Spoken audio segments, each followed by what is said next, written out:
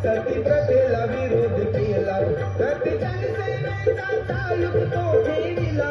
सती जनसेवेचा चालूक तो ठेविला. झेंडा क्रांतीचा जोडिला, मार्ग समतेचा दाविला. झेंडा क्रांतीचा जोडिला, मार्ग समतेचा दाविला.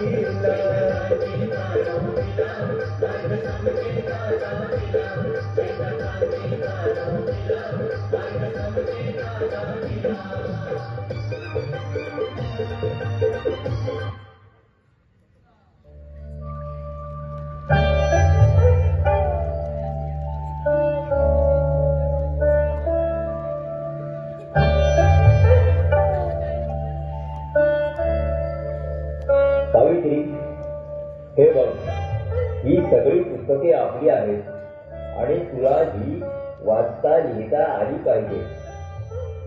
नाही धनी, मला नाही जमणार. ते खूप अवघड काम आहे. अगं सावित्री, तू फक्त मनाची तयारी कर. मी तुला लिहायला आणि वाचायला शिकवेन. अगं, एक बीज जोपर्यंत स्वतःला जमिनीत गाडून घेत नाही तोपर्यंत धान्याचा कणीस होत नाही. तसंच जोपर्यंत कुणी स्वतःला रोवून घेत नाही तोपर्यंत समाज परिवर्तन होत नाही. आणि समाज परिवर्तन घडून आणायचं असेल तर त्याची सुरुवात स्वतःच्या घरापासून झाली पाहिजे. हा, म्हणजे मी अगोदर लिहायला वाचायला शिकलं पाहिजे. हो. झेंडा ज्योती बांधी क्रांतीचा रोविला. झेंडा ज्योती बांधी क्रांतीचा रोविला. झेंडा क्रांतीचा रोविला, मार्ग समतेचा दाविला. झेंडा क्रांतीचा रोविला, मार्ग समतेचा दाविला.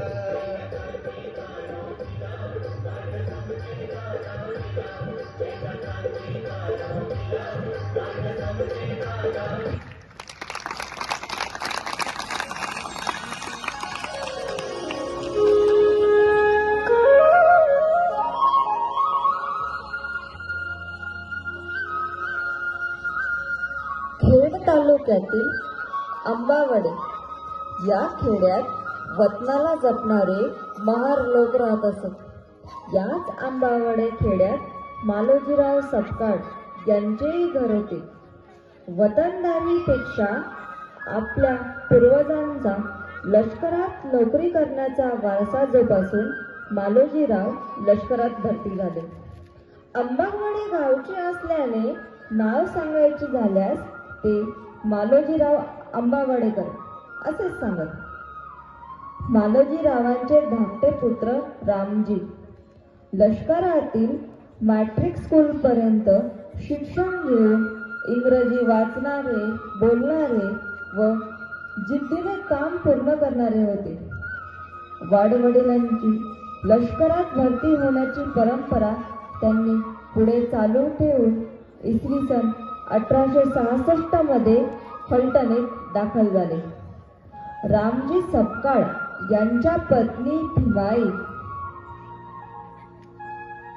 सुंदर व्यक्तिमत्व लाभलेल्या भीमाई सुभेदारांना पत्नी म्हणून अगदी शोभून दिसत.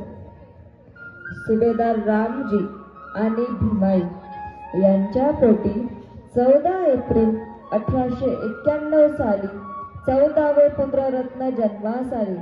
त्याचे नाव भिगा.